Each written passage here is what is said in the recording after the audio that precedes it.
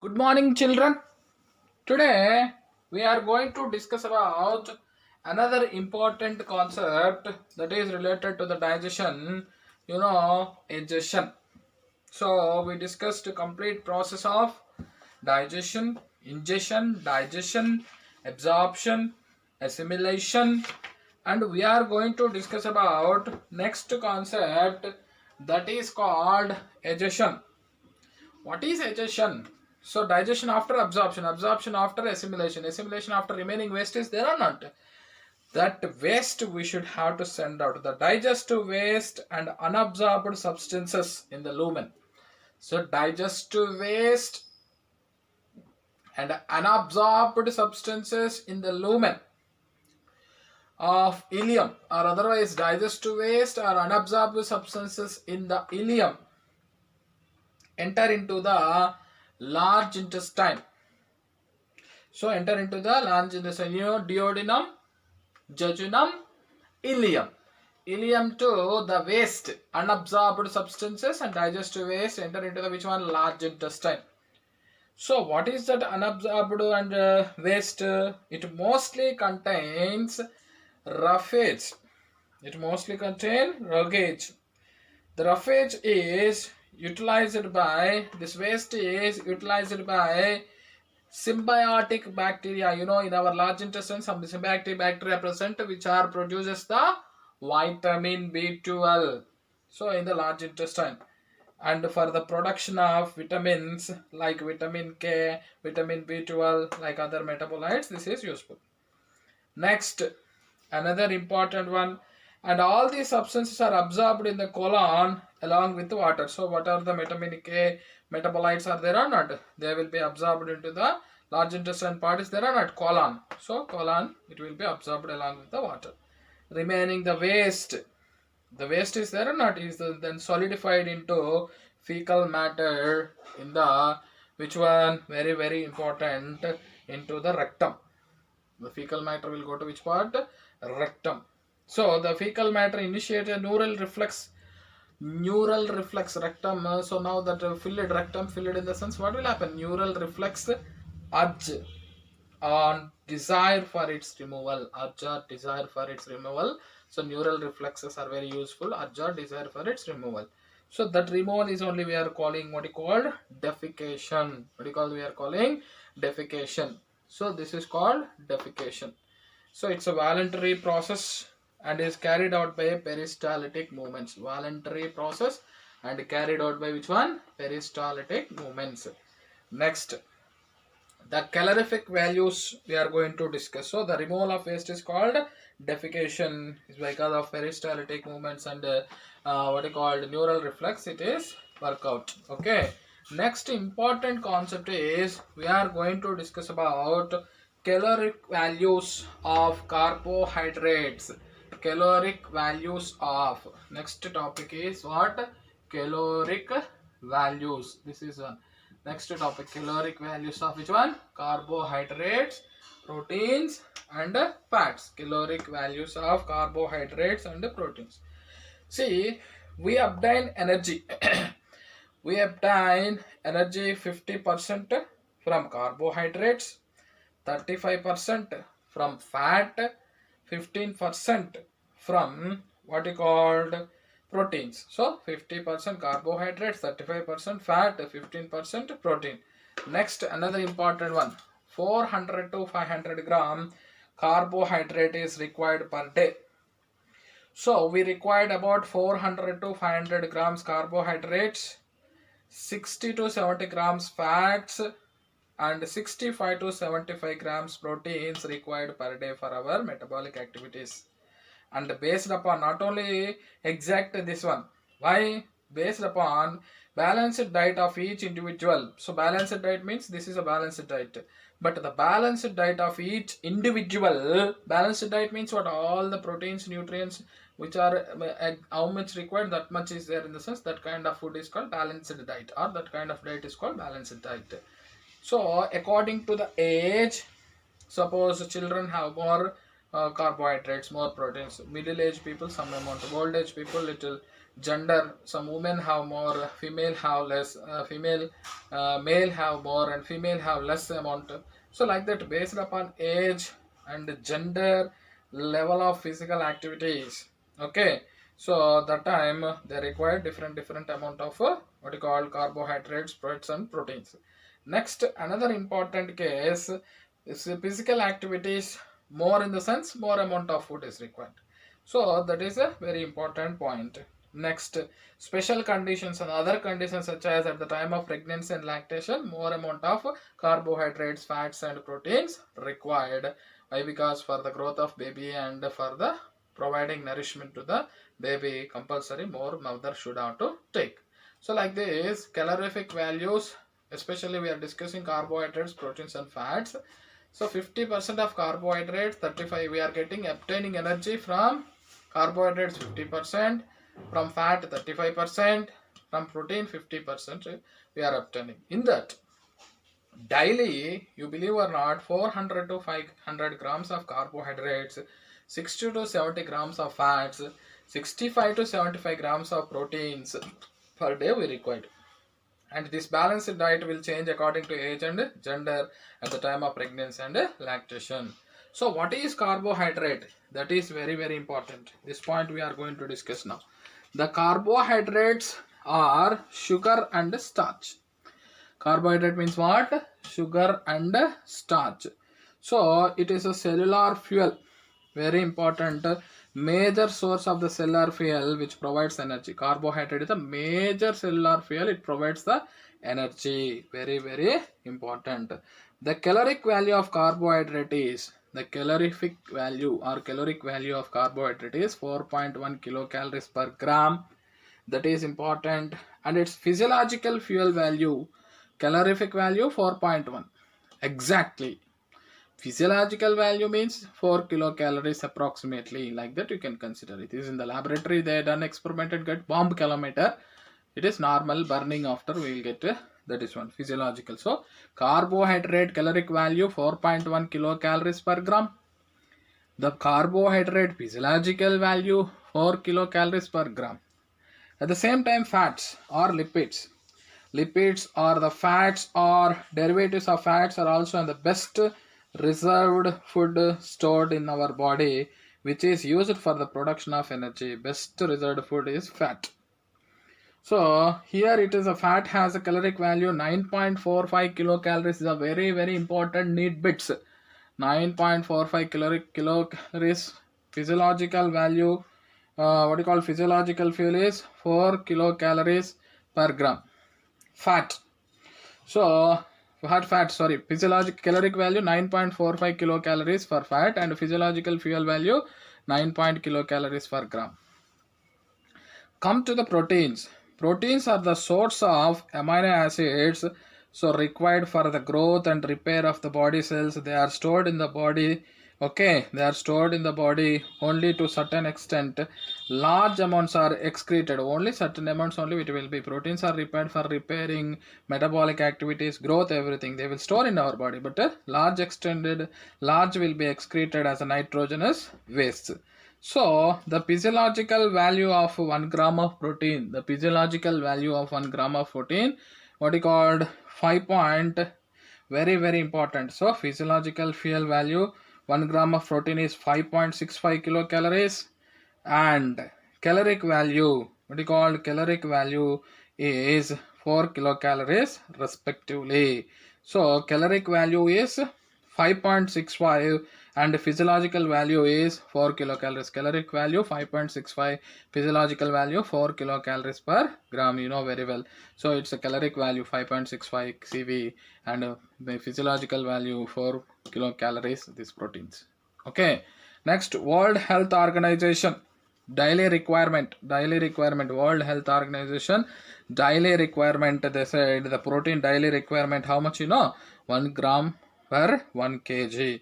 So protein for an average Indian is 1 gram per 1 kg body weight. So daily requirement of protein for an average Indian, how much? 1 gram per 1 kg is there.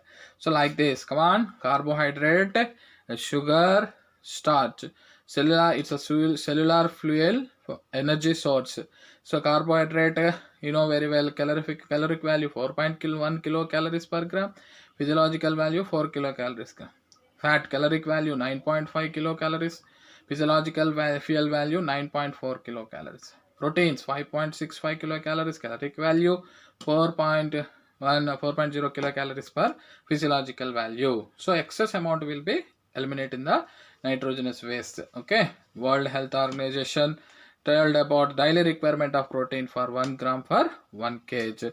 So that is the calorific values or caloric values and physiological values of which one? The carbohydrates, proteins and lipids. Very important neat bits. Must and should, you should have to remember. Why? Because last year asked about carbohydrate caloric value, lipid caloric value and protein caloric value also they asked in the exam. So that's why you should remember all caloric values and physiological values you should have to remember. Okay children, next we are going to go next another concept of the digestive system, that is nutritional and digestive disorders. What is called? Nutritional and digestive disorders. So intestinal tract is more prone to, so very important, intestinal tract is there or not? Intestinal tract, it's more prone to, more chances for bacterial, viral, parasitic infections, parasitic worm infections. So intestinal tract is more prone for what? Bacterial, viral and parasitic worm infections. So this infection may causes inflammation. So infection is there in the sense inflammation. So inflammation of the colon is called, inflammation of the colon is called colitis. The inflammation of colon is called colitis. Inflammation of colon is called colitis. The most common symptoms, what is called? The colitis. The most common symptoms of the colitis are, come on, rectal bleeding. So blood will be come out through the rectum, and abdominal cramps, severe pain problems, pain will come, even motions, water loss, dehydration, vomitings, that will call diarrhea will be takes place. So intestinal tract is more prone to bacterial, viral, parasitic worm infections. When the bacterial or viral or parasitic worm infections is there, that is leads to inflammation of the colon, suppose colon region. So colitis, when the infection will be there, that problem in the inflammation or infection in the colon region or inflammation of the colon is called colitis. What is called? Colitis. The most common symptoms of colitis. What are the most common symptoms of the colitis? Rectal bleeding, abdominal cramps, diarrhea. So this is a very dangerous problem. So we should have to take antibiotics to control this. Next, some more diseases. What are those? PEM. You know very well what is PEM. P means protein. What is the P? Protein, energy, malnutrition. Protein, energy, malnutrition diseases. So very important. Growing children require more amount of protein for their growth and development. So you know very well, for growing children, those who are growing, compulsory they required protein food. So what we have to do? Protein deficient diet during early age. What will happen? Protein deficiency diet. So if the protein is not there in the diet of the children especially, there leads to some problems called protein energy malnutritions. What is called? PEM. Protein energy malnutritions. The best examples are marasmus, kwashiorkor. Okay, marasmus and kwashiorkor. Okay, symptoms are dry skin. So marasmus and kwashiorkor, what is it? So first we are going to discuss about symptoms. We are discussing symptoms are dry skin, pot belly, edema in the legs and face, stunted growth, changes in hair colors, weakness and irritability. Like that in the kwashiorkor will be there. Once again, kwashiorkor symptoms what? Dry skin. Skin will be very dry in the kwashiorkor. And pot belly, belly looks like a pot, edema in the legs and face, so swelling and what you call rashes will be there on the skin. especially legs and face. Growth will be stopped in the kwashiorkor. Changes in the hair color, weakness and irritability, over responding to the impulses. So these are the problems in the kwashiorkors. Understand or not? What about marasmus? Is an acute form of protein malnutrition. This condition is due to diet with inadequate carbohydrate and protein. So in the marasmus, if the diet lack of carbohydrate protein is there, in the sense marasmus will become.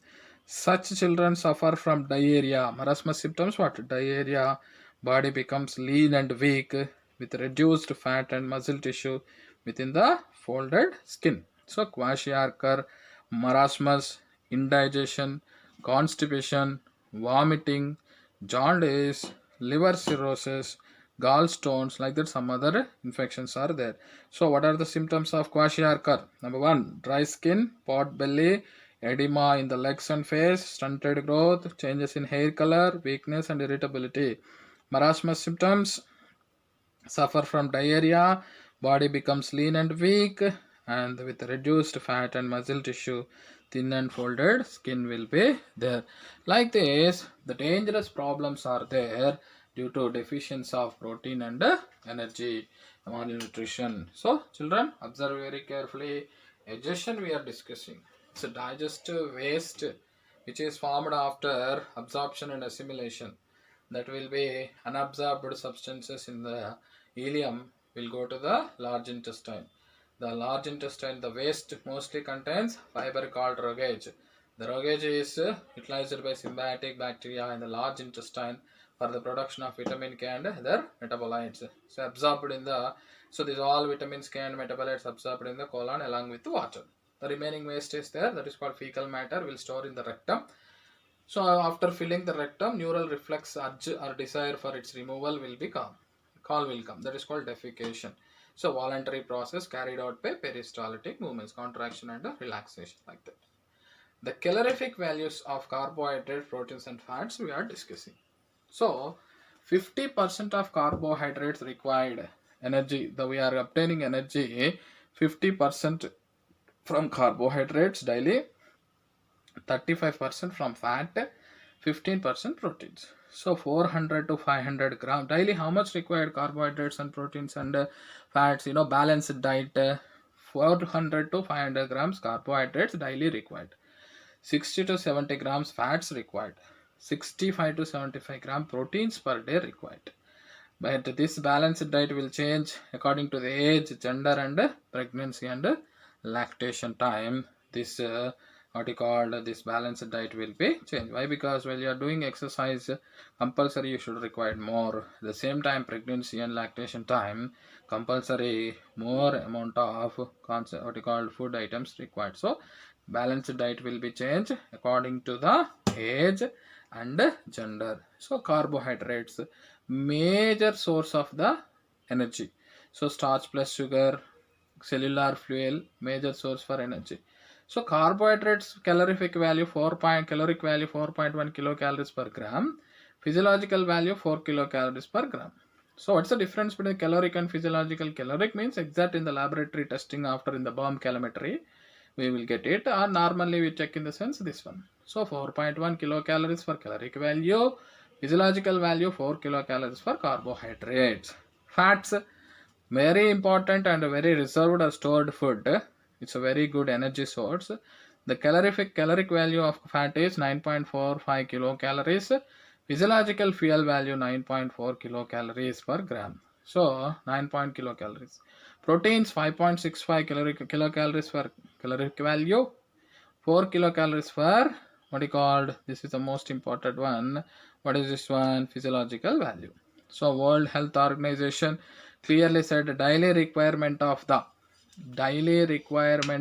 protein for 1 kg is 1 gram compulsory required for body weight. So next, nutritional digestive disorders. See, intestinal tract is more prone to bacteria, virus, parasitic worms. So actually what will happen?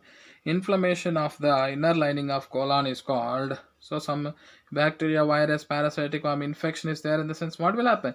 Inflammation of the colon will be takes place. That leads to one problem called colitis. So colitis symptoms are rectal bleeding, abdominal cramps and diarrhea. So tomorrow, complete protein energy malnutrition disorders. So when the protein and energy is malnutrition, the nutrients you are not taking at the growing age, there will be kwashiorkor, marasmus, and indigestion, constipation, vomiting, jaundice. These all problems will be there. That one we will be discussing in the next class. Thank you, children.